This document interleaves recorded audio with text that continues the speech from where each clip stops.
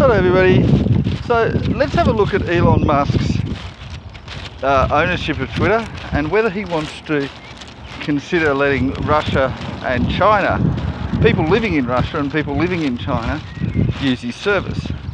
Now, a lot of people think that Twitter has banned Russia and China. That's not true. It's actually gone the other way around. And therefore, Musk can't just wave his magic wand and say, well, I'm removing the ban on Russia and I'm removing the ban on China as a general amnesty kind of situation. It actually has to go the other way. It needs for Russia to unban Twitter and for China to unban Twitter. So how could this go about? So a lot of people have been claiming, rather falsely, that Russia and China both have massive censorship. Now that's probably true of China, but Russia is different. Russia is at the moment a democracy. Now it might not be the most functional democracy in the world, might not be the most fairest, but it is nonetheless a democracy. China is still a communist regime. Now Russia in the time of the Soviet Union were also a communist regime, and you would probably say that up until about 1991 or thereabouts, that Russia would have had a bigger censorship than China. But when the Berlin Wall fell down and the Soviet Union collapsed and Russia just became Russia and even lost half of Russia to other places that formed independence, including Ukraine, but not just limited to Ukraine, they became a democracy and all of this censorship ended. Well, not completely. There's still a little bit of censorship, but there's a little bit of censorship everywhere. Even the most open democracy still has a little bit of censorship. And USA probably isn't the world's most open democracy, it has to be said. But so Russia does have some issues with their democracy. One being that Vladimir Putin started off as Prime Minister, and then when his term ended, they created a new role as a president, and then he became president and gave himself his own Prime Minister, and then became president over and over again. There were meant to be term limits, but he just exceeded them and is just there forever, probably until he dies, and he may as well be king. But in saying that, they do actually vote, and there's no suggestion that the voting is corrupt. He's actually popular. People actually want him in power. If they didn't, he would be deposed. But he doesn't have that 99% majority that corrupt, inverted commas, democracies have, such as Saddam Hussein in Iraq. But he has something like a 70% majority. Curiously enough, that's the same majority that Vladimir Zelensky has in Ukraine. And Ukraine is not as good a democracy as Russia. I'm sorry to say that, Ukraine fans. Ukraine is more corrupt than Russia, at least in terms of their democracy. It didn't used to be, but since they had their maiden revolution, it became significantly worse.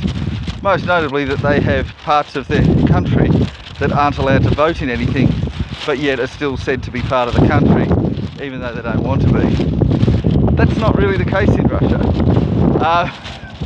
I suppose you still have a few little warring issues, but anyway, so Russia have open internet. They don't really censor anything. But what they have done is that they've actually banned Twitter. And the reason that they banned Twitter was that they said because Twitter was allowing hate speech on their platform against Russians, justified by the fact that Russia had invaded Ukraine. So Russia withdrew because they said it's not fair that we have hate speech. They were perfectly okay with Twitter having content that criticised Russians, but what they stopped short of was the hate speech. And Twitter had in fact allowed the hate speech quite deliberately. And this was before Elon Musk took over. So Elon Musk, as a new owner, can quite reasonably just remove that exception to the hate speech rule and ban the hate speech. Russia will come straight back. And indeed, that would seem a pretty easy thing to do. You shouldn't be allowing hate speech. There was an exception allowed. I'm not sure if that came from the US government or that Twitter just thought they were above the law. They should never have been allowed to allow hate speech, even against Russians. Shouldn't be allowed against anyone. So if they put in a ban against hate speech, they would have to announce that the ban was ending and say to people, hey look, you can't keep bashing Russians for being Russians, that's not fair. And they got to ban all hate speech because it's illegal. That's actually a crime. And you know how we've said before how when you ban people, you have to ban people if they've committed crimes, otherwise you're culpable. So Twitter was actually allowing something that was illegal when they were allowing hate speech against Russians for being Russians, and death threats and all the like. So they weren't allowed to do that.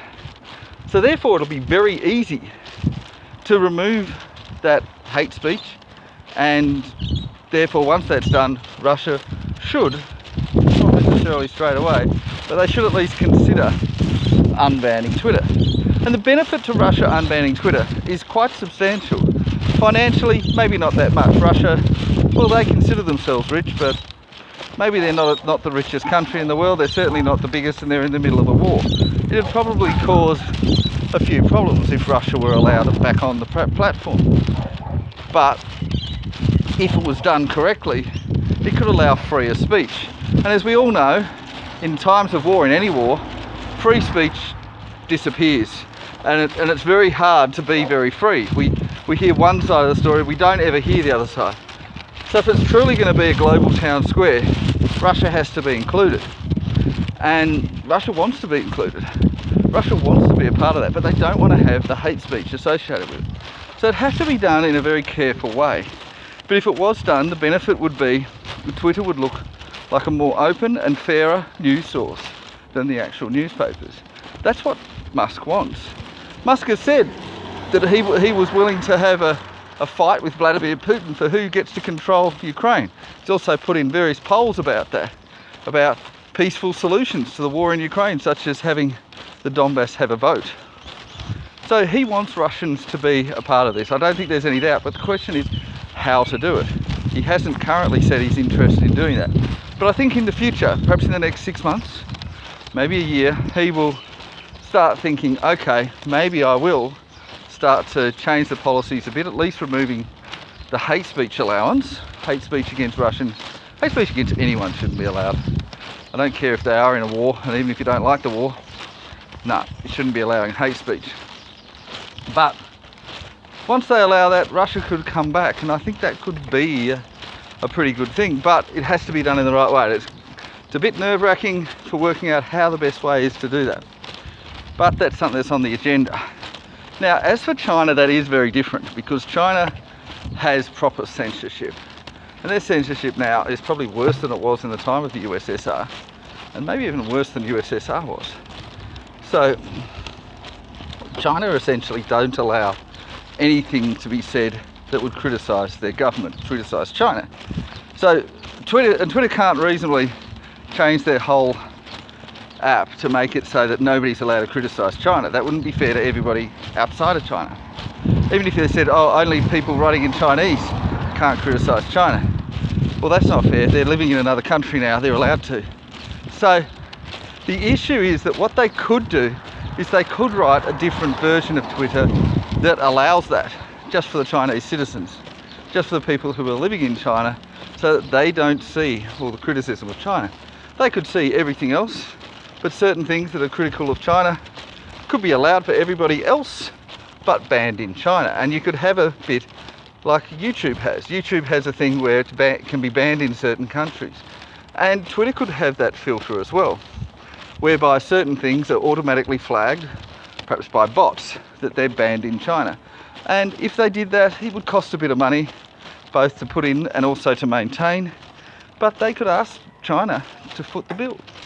And that could then pave the way to China financing Twitter.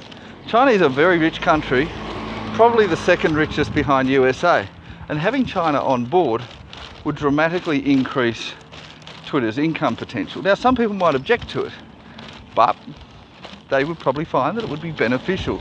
For the same reason it would be beneficial to have Russia, because you'd have a more open communication.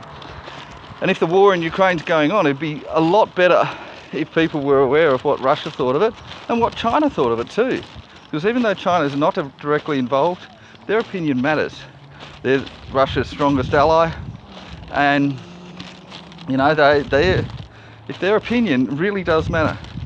So That's something that would create a lot more openness.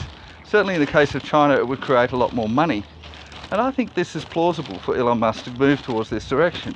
But it's also not automatic. It's not something that he could just do, bam, I'm just going to change this. No, he has to do it slowly. And I think that he'd really have to look at unbanning Russia first, see how that goes, and then consider looking at unbanning China. And of course, he wouldn't be the one unbanning them, they'd be unbanning him or unbanning Twitter. But I still think that's plausible, and I think it could be worthwhile. And I do think that Musk could head towards those directions. If he wants to have this town square, this global town square where everyone's allowed to participate, everyone would have to include Russia and China. There'd probably be some rules about how they can go about it, but I don't think it's fair to ban an entire country from what a few people think. Anyway, that's it from me. Bye bye now.